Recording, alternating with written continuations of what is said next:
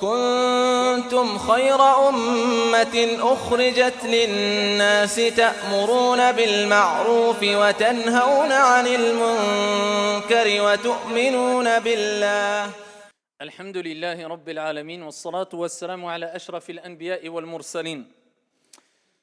Alors on le sait toutes et tous que les réseaux sociaux, les téléphones de manière générale ont une emprise aujourd'hui ici tellement importante que les réseaux sociaux et les téléphones, car le téléphone est un moyen aujourd'hui ici de parvenir quelque part à ces réseaux sociaux, eh bien ont pris une place centrale dans nos vies. On le sait toutes et tous cela.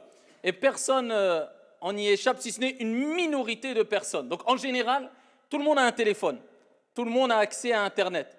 On a quelque part, toutes et tous, le monde entre nos mains. Parce qu'avec un téléphone et avec un réseau Internet, eh bien, tu peux communiquer avec le monde. Tu peux t'informer sur ce qui se passe dans les quatre coins du monde. Tu peux t'exprimer quand et comme tu veux. Donc quelque part, il n'y a pas trop de limites à partir du moment où tu as un téléphone et tu as un accès à Internet. Ce qui peut être une bonne chose, le fait d'avoir un téléphone et avoir accès aux réseaux sociaux et à Internet, comme ce qui peut être une mauvaise chose, plus que cela, une catastrophe, une chose très dangereuse, une chose qui peut causer ta perte, ici-bas, comme dans l'au-delà en tant que croyant, comme on le reconnaît. Donc il faut savoir, ayyuhal akhyar, que les réseaux sociaux, que les téléphones portables qu'on a entre nos mains, et en général, quand je parle des téléphones portables, je parle bien sûr du téléphone avec l'accès à Internet. Parce que maintenant, qui n'a pas accès à Internet? Même des jeunes de 11 ans, 12 ans, tu les verras avec des téléphones portables avec accès à Internet. Donc, je dis qu'il y a du bien dans cela, comme tout le monde le sait. Parmi les choses bonnes, bien, c'est que ici, il y a moins de censure. Les gens peuvent s'exprimer, d'accord? Et il y a moins d'injustices cachées, car les gens dévoilent les injustices qui se passent dans les quatre coins du monde. Il y a la facilité dans la communication, et cela est un grand bien. Alors, il n'y a pas que les jeunes qui utilisent les réseaux sociaux aujourd'hui. Quand je dis réseaux sociaux, je parle de Facebook, je parle de Instagram, de Snapchat, de WhatsApp, etc. Il y a des personnes âgées aussi. Même nos propres parents, les anciennes générations, bien qu'ils ont un âge avancé, 80 ans, 70 ans, 90 ans, maintenant, ils se sont mis dans les réseaux sociaux parce que c'est quelque chose qui est presque... il est presque impossible de s'y détacher, parce que c'est une facilité et un moyen de communication impressionnant, énorme et très bénéfique. C'est pour cela que même, comme j'ai dit précédemment, les personnes âgées aussi s'en servent. Il n'y a pas plus tard que quelques mois, mon propre père me critiquait parce que j'étais souvent sur le téléphone. Maintenant, lui, quand il a goûté au WhatsApp et la facilité de communication, lui-même, maintenant, il passe des moments sur son téléphone. Et les mères, même nos mamans, qui avaient, même pour certaines, du mal à s'exprimer même en langue française, et bien tu les vois maintenant, khalas, tu lui donnes un téléphone, elle va dans WhatsApp, elle passe à... Donc c'est des moyens qui sont mis à disposition qui peuvent être très bénéfiques. Mais malheureusement, alors ici je veux accentuer plus sur le côté mauvais, car dans les réseaux sociaux il y a du bien et du mal. Et je vais élargir un peu plus ici le sujet qu'en langue arabe. Ici, le côté mauvais des réseaux sociaux peut être très mauvais, très nuisible et très néfaste. Et beaucoup ne s'en rendent pas compte. Beaucoup ne s'en rendent pas compte. Vous savez que les choses vont très vite aujourd'hui. Vous imaginez qu'aujourd'hui, une personne avec un téléphone portable, il peut communiquer à n'importe quel moment avec le monde. Et quand il communique ou qu'il lance un message, peut-être ce message sera un message indélébile. Il ne pourra plus jamais s'en débarrasser parce qu'il a été copié, recopié, photographié, et cela pourra le suivre jusqu'à la fin des temps. Allahu a'lam. Peut-être. Et ici, on sait toutes et tous qu'en tant que croyants, il est important pour nous de laisser des bonnes traces derrière nous. Et combien de gens se sont lâchés trop, sans aucune limite, avec excès sur les réseaux sociaux, et un jour est venu où ils se sont repentis, où ils ont regretté ce qu'ils ont dit, ce qu'ils ont fait, ce qu'ils ont publié, trop tard. C'est les réseaux sociaux, c'est une machine. C'est une machine infernale. À partir du moment où tu publies, à partir du moment où tu postes, sache que sûrement, ton post, ta photo, ton image, ta vidéo, tes paroles ont été photographiées, enregistrées, publiées, republiées et vont continuer d'être republiées pendant des années, bien que tu n'adhères plus à tes propos. C'est ça le côté mauvais qu'il y a aussi dans les réseaux sociaux est très dangereux. Et des gens se sont suicidés. Vous savez très bien qu'il y a des gens qui ont été abusés. On a abusé de certaines personnes, de faibles d'esprit, d'hommes, de jeunes, de femmes, etc. à travers les réseaux sociaux. Et ensuite, on les a menacés jusqu'à ce qu'ils n'ont pas supporté ces menaces-là. On a menacé de dévoiler des paroles, des photos, des images. Ils se sont suicidés à cause des réseaux sociaux et des gens qui détruisent leur vie à travers les réseaux sociaux. À cause des réseaux sociaux, il y en a des centaines chaque jour dans le monde. Et on ne doit pas se contenter à dire ça n'arrivera qu'aux autres. Peut-être ça va arriver à tes enfants. Peut-être ça va t'arriver à toi. Peut-être ça va arriver à tes parents. Et surtout si tu es la cause de faire du mal à des gens sur les réseaux sociaux. Comme tu as fait, on te fera. Justice d'Allah, tabaraka wa ta'ala, parfaite équité de notre Seigneur, tabaraka wa ta'ala. Sûrement, le mal que tu as fait, on le fera. Comme tu l'as fait aux gens sur les réseaux sociaux, à tes enfants, à ta famille, à tes proches sur les réseaux sociaux. C'est une lourde responsabilité. C'est pour ça qu'il est important de faire comprendre aux gens que la vraie vie, ce n'est pas sur les réseaux sociaux. La vraie vie, ce n'est pas sur Facebook. La vraie vie, ce n'est pas sur Snapchat. La vraie vie, c'est sur le terrain. La vraie vie, c'est le réel, ce n'est pas le virtuel. Et beaucoup n'ont pas compris cela. Et ils se sont inventés une vie virtuelle qui n'est pas réelle. Et ils ne vivent qu'à travers les réseaux sociaux. Mais ce qu'ils montrent dans les réseaux sociaux ne reflète pas la réalité de ce qu'il est. Donc il s'est inventé un personnage. Il a un dédoublement de personnalité. Et ça, c'est un problème et ça peut être maladif. Ça peut être une maladie quelquefois incurable. Des gens s'inventent une personnalité et c'est un moyen d'expression. Soit ça peut être un moyen d'expression comme j'ai dit précédemment, mais tout moyen d'expression doit avoir quand même des limites et un cadre sain, pour ne pas dire n'importe quoi sur n'importe qui à n'importe quel moment, surtout en tant que croyant.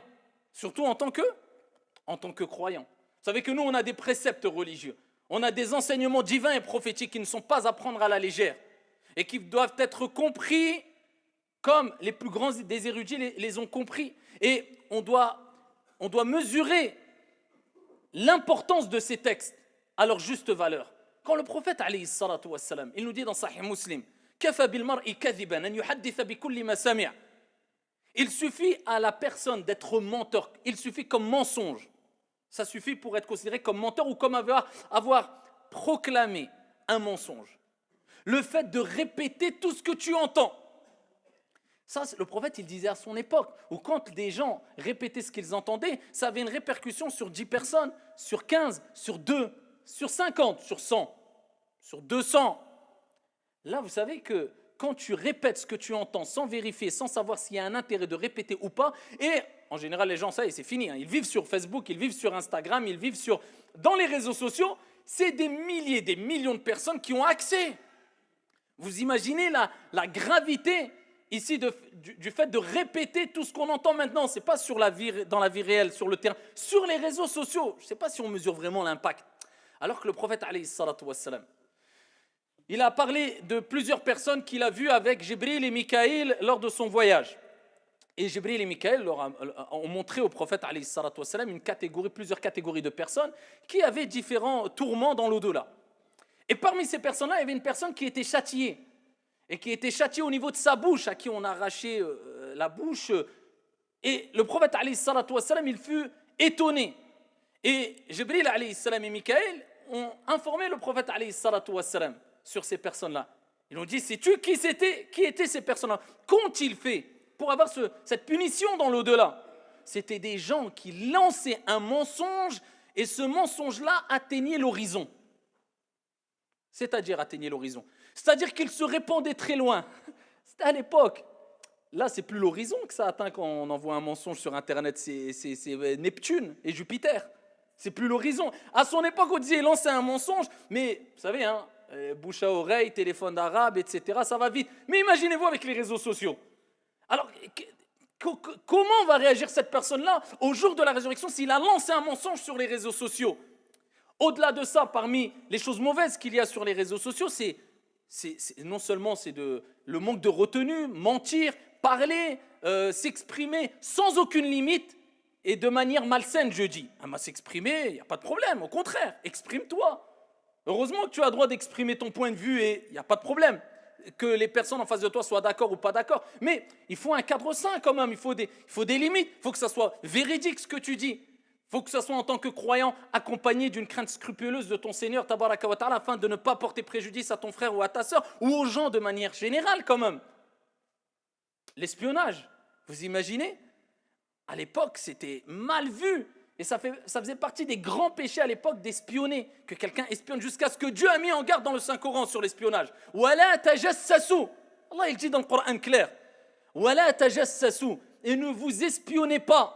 Il n'y a pas le droit d'espionner de manière malsaine afin de porter préjudice ou rentrer dans la vie intime de ton frère. Eh bien, dans les réseaux sociaux, billahi alaykum, s'il n'y a pas d'espionnage dans les réseaux sociaux, à quoi? Réseaux sociaux, Allahu a'lam, la grande majorité des gens qui utilisent les réseaux sociaux, un jour ou un autre, un moment ou un autre, ils tombent dans l'espionnage. Après, c'est voulu, c'est provoqué, parce que des gens veulent qu'on les espionne aussi, parce qu'ils dévoilent un peu leur vie, etc. Mais il y a ce côté malsain d'espionnage. Et combien de gens, je parle par expérience, combien de gens ont divorcé à cause des réseaux sociaux? Parce qu'il y a eu tellement d'espionnage, des gens sont rentrés dans la vie privée de certains, ça a créé des tensions, ça a créé des problèmes, ça a créé des tromperies, ça a créé des... Et je vous en passe. Et je ne veux même pas vous choquer sur le mimbar, parce que vous direz que ça n'existe pas, alors qu'il y en a à l'appel des cas et des exemples qui pourraient vous choquer, que je pourrais vous dire, que simplement moi j'en ai connaissance. Réseaux sociaux, ça peut être très grave au niveau de l'espionnage aussi. Parce que les gens, ils se sont coupés du monde et ils vivent dans les réseaux sociaux. Donc, dans les réseaux sociaux, ils veulent s'exprimer. Donc, ils passent son temps dans les réseaux sociaux parce que c'est accessible, c'est facile. C'est avec ton téléphone portable, tu peux passer des heures allongé sur ton canapé. Et voilà, tiens, hop, tiens, tu vois un nom qui s'affiche. Ah, c'est qui? De fil en aiguille, tac. Bref, vous connaissez la suite. Donc, c'est très, très, très, très, très délicat d'utiliser les réseaux sociaux aujourd'hui. Il faut faire très attention.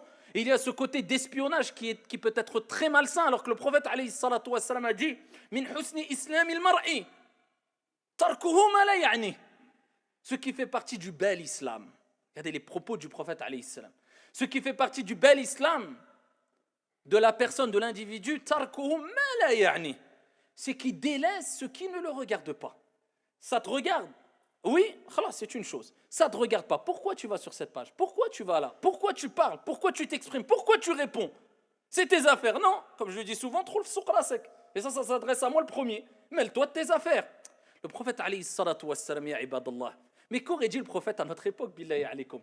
Il dit, le serviteur, il parle du serviteur, abdun min ibadillahi azza wa jal. Il prononce une parole, kalima. Il ne lui donne aucune importance. Pour lui, elle est insignifiante. Alors que cette parole le plonge en enfer. D'une distance plus éloignée que la distance entre l'Orient et l'Occident. Une parole, kalima, il prononce. Maintenant, les prédicateurs, les imams, etc., à une certaine époque, bien, ils exhortaient les gens et ils prévenaient les gens ici de la gravité de tomber dans les méfaits de la langue. Maintenant, ce n'est plus les méfaits de la langue, c'est les méfaits des doigts. Donc, la langue des doigts, maintenant, elle est là quelque part. Donc, l'objectif du prophète, alayhi salatu wassalam, on l'a compris, c'est de ne pas porter préjudice à ton frère ou à ta sœur, que ce soit avec tes doigts, que ce soit avec ta langue, que ce soit avec des rumeurs, que ce soit avec de l'espionnage, que ce soit... D'autant plus que vous savez très bien que maintenant, de plus en plus jeunes, eh bien, on a des téléphones entre les mains. Il y a des enfants de 12 ans, des enfants de 10 ans qui ont des téléphones avec accès à Internet entre les mains. Alors s'il n'y a pas un contrôle derrière, s'il n'y a pas des parents qui font attention à ce que regardent les enfants, s'il n'y a pas ce contrôle-là, vous pensez que les enfants vont être préservés de ne pas être attirés par des choses qui ne sont pas du tout adaptées à leur âge? Et regardez combien de akramakumullah pédophiles, eh bien, ont réussi à causer des torts et du tort, et tous les jours, et par centaines à des enfants à travers les réseaux sociaux. Sur quelle image ton enfant va tomber? Sur quelle vidéo ton enfant va tomber? Sur quel discours ton enfant va tomber en un clic? Toi tu dis mon enfant regarde que des vidéos, des dessins animés ou des choses, des documentaires. Mais le problème c'est rempli de pubs maintenant, les réseaux sociaux. Donc, eh bien d'une vidéo, une pub qui te renvoie vers n'importe où ou l'opposé. Comment tu fais pour gérer cela? Et vous savez très bien que, et ça c'est des psychologues, c'est des psychothérapeutes, c'est des spécialistes, c'est des pédiatres qui en parlent. Surtout concernant les jeunes et les enfants, combien d'enfants ont été traumatisés ou marqués ou atteints psychologiquement toute leur vie parce qu'à un âge très très très très tôt, eh bien ils ont vu des choses qu'il ne fallait pas voir ou ils ont entendu des discours qu'il ne fallait pas entendre. Et combien de groupes même extrémistes, de groupes ont utilisé les réseaux sociaux pour attirer les jeunes et les faire rentrer dans un monde virtuel qui n'existe même pas. Regardez les groupes les plus extrémistes, on leur a fait des montages, on leur a fait croire que ça c'était Alors que dans le réel, c'était du n'importe quoi, c'était du mensonge, on le dit depuis des années. Et le résultat est là. On le dit depuis des années, on nous disait, mais non, qu'est-ce qu'il dit, il ne connaît pas la réalité du terrain. Regardez, où sont ces jeunes-là? Ils sont dans ce rêve-là qui durait 2 minutes à travers un anachid. L'anachid, il finit ça et tu retournes à la vie réelle.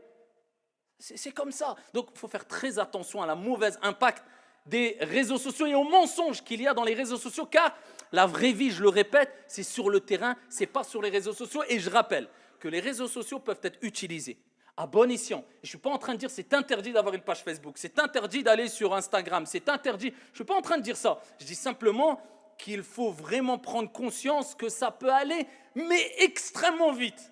Et tout le monde sait de quoi je parle. Extrêmement vite. L'être humain a été créé faible à la base. Et l'être humain a une âme, on a tous une âme. Et la base de l'âme, c'est qu'elle tend vers ce qui est facile et vers les penchants quelquefois malsains. C'est la base de l'âme. C'est pour ça que le prophète dit Al-Mujahidu man jahada nafsah. Le vrai combattant, c'est celui qui combat son âme. C'est le plus dur des combats parce que tous les jours, tu combats. Et tout le monde doit prendre conscience de cela, que personne n'est à l'abri de l'égarement ou de l'excès ou de sortir de ce cadre malsain. Personne, ni moi le premier, ni toi, ni nous. Il faut comprendre que les gens ne vivent pas sur les réseaux sociaux. Les gens ne vivent pas sur Facebook. Moi-même, le premier, je ne vis pas sur Facebook. Alors, je dis ça tout simplement parce que souvent, on a des messages, moi personnellement, ici, sans vouloir glorifier qui que ce soit ou n'importe qui, je ne veux glorifier personne à travers ces propos, hein, c'est vraiment sans fausse modestie, mais sur Facebook, par exemple, en message privé, on reçoit peut-être des milliers de messages par jour. Des centaines, voire des milliers de messages par jour. Alors, il y a des gens qui nous interpellent en nous disant, parce qu'on ne répond pas à leurs questions, à quoi elle sert ta page? Ah d'accord. Donc, les milliers de vidéos, les exhortations, parce qu'on n'a pas répondu à un tel, eh bien, en fait, tout ce travail-là, il ne sert plus à rien. Voilà, khalas. Parce que les gens pensent qu'on vit sur Facebook. Parce qu'ils voient qu'il y a une vidéo de 20 minutes, et voilà, la semaine d'après, une autre vidéo de 30 minutes, la semaine d'après, une autre vidéo de 15 minutes. Lui, il te voit qu'à travers les vidéos. Donc, pour lui, tu es plus un être humain, tu es un ordinateur ou une machine ou je ne sais quoi. Et Harry, ce qui me prend, moi, personnellement, le moins de temps, c'est les vidéos qui sont publiées sur Internet. Les gens pensent que c'est ce qui me prend le moins de temps. Après, quand j'ai fini mes 20 minutes, mes 30 minutes d'exhortation, ya Abdallah, je vais descendre. Je vais me changer. Je vais aller manger comme toi, tu manges. Je mange. Hein. Je vais aller dormir, moi aussi, je dors. J'ai une famille, j'ai des responsabilités, je travaille, je coordonne des projets, on participe à des projets associatifs, on vit. On est comme tout le monde, on s'amuse, on prend du bon temps, on rigole, on adore Allah, on prie, on est comme tout le monde. Donc, ici, il faut que les gens comprennent que la vie n'est pas sur les réseaux sociaux, même pour moi, même pour les prédicateurs. Ça ne veut pas dire qu'il est interdit de poster ou d'envoyer des choses concernant sa vie personnelle sur les réseaux sociaux. Bien au contraire, moi, quelquefois, je le fais pour montrer aux gens. J'ai une vie, je suis comme vous, on est tous pareils. Donc, il y a un objectif quand je fais cela. C'est de faire comprendre aux gens, eh bien, ça c'est une prédication, c'est une da'wa. Un imam reste un être humain. Il a ses qualités, il a ses faiblesses. Il est comme tout le monde et tu peux être comme tout le monde et pieux et vertueux à la fois. Et tu peux être plus pieux qu'un imam ou un prédicateur. Ni plus ni moins. Nous maintenant, ce qu'on reproche, eh bien, c'est que des gens utilisent les réseaux sociaux. Ce n'est pas dans un but intelligent, de prédication, de bienfait, de montrer le bon exemple. Mais ils utilisent pour vivre dans les réseaux sociaux jusqu'à ce que toute la journée, ils publient tout concernant leur vie personnelle sur les réseaux sociaux. Ce qu'il a mangé le matin, ce qu'il a mangé à midi, ce qu'il a mangé à 4 heures, ce qu'il a mangé le soir. Quand il part en vacances, du matin au soir, il publie tout. Je parle dans des réseaux internes, hein, entre copains, les copines entre copines, les sœurs, les frères, etc. Mais même, tu ne te dis pas que peut-être la personne à qui tu envoies, lui, il n'avait pas l'argent pour partir en vacances. Et toi, tu es en train, c'est un ami à toi ou c'est une amie à toi. Et donc, peut-être tu es en train de la frustrer. Toi, tu envoies des repas toutes les 2 minutes, accompagnés de ta famille. Peut-être tu ne sais pas que la personne qui va recevoir, elle est divorcée, elle vit seule, elle est dans des situations très difficiles. Je parle en interne. Hein. Et je répète, moi-même, quelquefois, je poste des choses, mais il y a un objectif clair. Et je suis prédicateur. Je parle des gens qui le font tous les jours, 24 heures sur 24, c'est que ça pour eux. Et ça, c'est un grave problème. D'autres personnes utilisent les réseaux sociaux, et particulièrement un réseau qui, personnellement, moi, je n'adhère pas trop. Mais bon, ici, c'est Snapchat. Alors, je suis rentré une fois dedans. Pour moi, ici, comme tout réseau social, il peut avoir du bien et du mal. Mais quand on voit que des personnes adultes qui ont l'âge de 40 ans, 30 ans, 50 ans, pères de famille, mères de famille, devant leurs enfants, toute la journée. Ils utilisent Snapchat pendant des heures en se photographiant avec des déformations de visage ou avec des jeux ou je ne sais quoi autour. Billahi alaykoum. Vous voulez avoir une certaine crédibilité devant vos enfants ou pas? Vous voulez être un exemple ou pas? Quel charisme tu vas dégager devant tes enfants? Quel exemple tu vas montrer à tes enfants? Voir leur mère de 40 ans toute la journée ou leur père de 40 ans, je parle de ceux qui le font pas avec excès toute la journée, envoyer des visages déformés, des trucs, des je sais pas quoi, devant tes enfants. Ça, c'est des jeux d'enfants, à 7 ans, 8 ans, 9 ans. Il envoie, mais il y a un moment, il y a des limites quand même, billahi alaykoum. Donc, comme on dit, il faut qu'il y ait un cadre. Et quelquefois, on ne se rend pas compte, on est pris par la spirale. On ne se rend pas compte des dégâts. Et parmi les plus gros dégâts qu'il peut avoir sur les réseaux sociaux aussi, sans viser aucune personne et qui que ce soit, et aucun prédicateur, et aucun théologien, et aucun imam, cette exhortation s'adresse à moi le premier. C'est quand on voit cet engouement venant de nombreuses personnes dans la communauté musulmane qui veulent poser des questions et qui veulent des réponses à leurs questions. C'est tout à leur honneur. Mais penser que tout le monde peut répondre à tes questions et qu'à partir du moment où une personne, et je parle pour moi le premier, paraît sur Internet et dit Dieu a dit, le prophète a dit, automatiquement il peut répondre à toutes tes questions, eh bien sache que c'est de la folie. C'est pour ça que plus d'un pieux prédécesseur disait que si vous voyez une personne prétendre ou répondre à toutes les questions, eh bien sachez que c'est un fou. Il y a une différence entre un savant, entre un théologien, entre quelqu'un qui a atteint un certain degré d'ijtihad et une personne qui paraît sur Internet. Ça peut être tout et n'importe quoi qu'on voit sur Internet. Ça peut être n'importe qui prend une caméra à 100 € ou un téléphone, il se filme et il fait 10 vidéos et tu as l'impression que c'est un grand érudit. Et les questions tournent en majeure partie autour du fiqh, la jurisprudence, le droit. Donc ça doit être quelqu'un qui a un minimum de science dans le fiqh, ça doit être quelque part un faqih, un érudit dans la science du fiqh, du droit qui répond à tes questions. Alors, rapidement ici, il faut savoir que les savants disent que les gens de la masse, quand ils posent la question à une personne de science, ils n'ont pas à chercher à savoir de qui il a pris cette réponse, de qui vient, quelle preuve a-t-il utilisé, etc. Il prend la réponse, la responsabilité incombe à celui qui a répondu à la question. Mais aujourd'hui, où tout le monde s'improvise savant et faqih, et même mujtahid mutlaq quelquefois, ça c'est le plus gros degré de l'ijtihad absolu, moi je vous dis, je vous recommande, wallahi, ça c'est un conseil, nasiha lillahi azza wa jal, demandez à la personne, renseignez-vous au moins sur la personne qui va vous répondre quelle est sa méthodologie. Je ne vous dis pas, dites-lui toutes les preuves, quelle est sa méthodologie. Est-ce qu'il suit une école de droit ou pas? C'est qui? D'où il va prendre sa réponse? Parce qu'aujourd'hui, tout le monde dit, oui, les savants ont dit, mais moi je te dis ça. Et d'où ça sort? Si toi, tu as le niveau de déduire la bonne réponse à travers la parole des savants, c'est que tu es un savant. Il va dire, moi je ne suis pas un savant. Donc tu me rapportes les paroles des plus grands savants qui sont reconnus dans le monde entier. Donc tu as une école de droit et voilà, tu es protégé par le cadre religieux parce que l'islam, c'est une discipline. On est discipliné, on ne prend pas des avis de partout, de droite et de gauche comme ça nous convient. On est discipliné. Dans les 4 coins du monde, on suit une école juridique et on respecte les autres écoles juridiques et les autres avis, mais on est discipliné. Les autres personnes vont dire, mais non, nous on prend la preuve du Coran et de la Sunna. Dans Internet, on voit cela, du Coran et de la Sunna. Donc tu es une personne qui a atteint le degré, comme on reconnaît les savants, mujtahid mutlaq. Vous savez c'est quoi mujtahid mutlaq? C'est le degré le plus haut de l'ijtihad, de l'effort d'interprétation. C'est-à-dire, tu es comme l'imam Malik, tu es comme Ibn al-Qasim, tu es comme Omar ibn al-Khattab, tu es comme Abu Bakr as-Siddiq, radiyallahu anhu wa arda, tu es comme Abu Huraira, tu es comme ça. Ils ont atteint le degré de mujtahid mutlaq. C'est-à-dire qu'ils ouvrent le Coran, ils lisent un verset, et bien ils font l'istinbat, ils déduisent des règles directement. Il y a pas, ils vont lire des tafsirs d'Ibn Kathir ou tafsir. Non, ils prennent directement, ils ont un degré. Pareil dans les hadiths, ils vont lire un hadith, eh bien ils vont puiser directement l'explication. Ça c'est mujtahid mutlaq. Les ulama aujourd'hui disent il n'y en a pas à notre époque. Vous savez, pour que tu sois conscient, clair dans ta tête, il n'y en a plus à notre époque. À notre époque, il n'y en a pas. Peut-être demain, là aujourd'hui les savants sont d'accord. Il n'y en a pas. Ils sont arrêtés à l'imam Malik, Shafi'i, Abu Hanifa, les pieux prédécesseurs, les 3 premières générations. C'était eux, mujtahid mutlaq. Après, il y a eu des suiveurs. Le deuxième degré, c'est quoi? C'est un mujtahid qui a le même degré, mais qui lui disait, il a le degré de déduire les règles, comme Ibn al-Qasim, etc. Mais il disait, moi, je suis satisfait avec les imams qui sont déjà mis en place, donc je les rejoins dans leurs avis.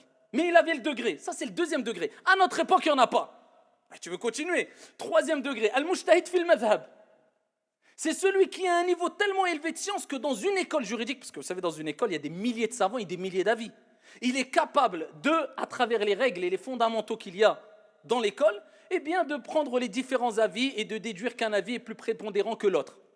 Après, tu descends de degré. Il y a un mujtahid qui... Vous imaginez? Déjà, ceux-là, à partir du premier et deuxième, il n'y en a plus. Le troisième, il y en a, ils sont très rares. Vous croyez que c'est n'importe quel prédicateur qui va aller sur Internet qui a atteint ce niveau? Donc, au moins, un prédicateur va te dire, moi, écoute, si je te réponds, je suis une école de droit, je suis protégé. C'est les plus grands des érudits qui ont dit, moi, je ne fais que répéter. Tout en prenant en considération l'espace et le temps et l'évolution des choses à travers les paroles des savants dans les écoles juridiques qui n'ont pas bafoué les fondamentaux de l'école, mais qui ont pris en considération qu'on est en 2018, on n'est plus en 1400. Ni plus ni moins. Ça, c'est un conseil. Demandez quelle est la méthodologie, quelle école de droit est suivie, afin que vous ne vous fassiez pas avoir des réponses farfelues et qui ne sortent de nulle part. Et des personnes qui peuvent être éloquentes, et je parle pour moi le premier, vont vous faire croire qu'eux, ils ont la capacité de rien. Tu suis ce qu'on dit, l'ulama, comme Allah a dit, fas'alu ahla dhikr in kuntum la ta'lamun. Demandez aux gens de science si vous ne savez pas. Et les plus grands érudits, à l'unanimité des savants qui ont marqué l'histoire, eh bien, ce sont ceux des 3 premières générations, et entre autres les compagnons, tabi'in, atba'at tabi'in, et parmi eux, Abu Hanifa, Malik, Shafi'i, Ahmad. Intaha al-kalam. C'est comme ça, et ça s'est toujours passé comme ça. Et là, tu es protégé par la sphère scientifique, religieuse. Et ça, c'est un problème aujourd'hui sur le net. On entend des avis de partout et tout le monde tape une question sur Google, il met play. La première question avec 2-3 dalils, il est impressionné. Waouh, il y a des dalils, c'est ça le haq, mon frère, on suit le Coran et la Sunna. Toi, tu suis le Coran. Ibn al-Qayyim, quand il parlait, ou les savants, quand ils parlaient de cela, ya ibadallah, quand il disait ces paroles, on suit le Coran et la Sunna. Ouais, il parlait à des kibars, à des ulama, à des montagnes de ilm, il ne parlait pas à des jeunes de cité qui ne sait même pas écrire son nom en arabe. Et je parle pour moi le premier des gens qui ont un faible niveau de science comme moi. Il parlait à des montagnes qui, eux, quand ils ouvraient le Coran, c'était un nour qui se dégageait de leur bouche et de leur intelligence. Mais nous, qu'est-ce que c'est quoi, nous? Nous, on va se comparer. Même les savants d'aujourd'hui, avec tout le respect qu'on leur doit, et c'est des savants. Ils vont se prétendre mujtahid mutlaq. Même eux, ils vont vous dire, nous, on est des savants, mais on répète. C'est pour ça qu'ils étudient les livres des savants, ils expliquent les livres des savants, ils rapportent ce qu'ont dit les savants, les fatwas des savants, mais ils ne vont pas déduire des règles nouvelles. C'est pour ça que je vous dis, arrêtez avec les petites vidéos de 2-3 minutes. C'est important. Mais le problème, quand les gens voient sur Internet des vidéos qui dépassent 3 minutes, oh non, c'est trop long. Comment tu vas apprendre ta religion, billah alik, comme ça? C'est bien les rappels 2 minutes. Mais il y a les cours de fiqh, il y a les cours de aqida, il y a les cours de tafsir. Ça, il faut les suivre quand tu as le temps. Tafaqahu ya ibadallah. Apprenez votre religion et c'est pas limité avec des petites vidéos. On a besoin de tous les formats. On a besoin des formats de 30 secondes, d'1 minute, de 10 minutes, de 1 heure. On a besoin de tous les formats pour, ici, rassasier spirituellement le plus grand nombre de personnes. Donc, pour conclure, ayyuhal akhyar, retenez bien cela. La vraie vie, elle est sur le terrain. Et on connaîtra une personne que quand on verra vraiment ce qu'elle vaut sur le terrain, à travers une vidéo préparée. Si tu me vois sur une vidéo, ce n'est pas à travers cette vidéo que tu vas me connaître.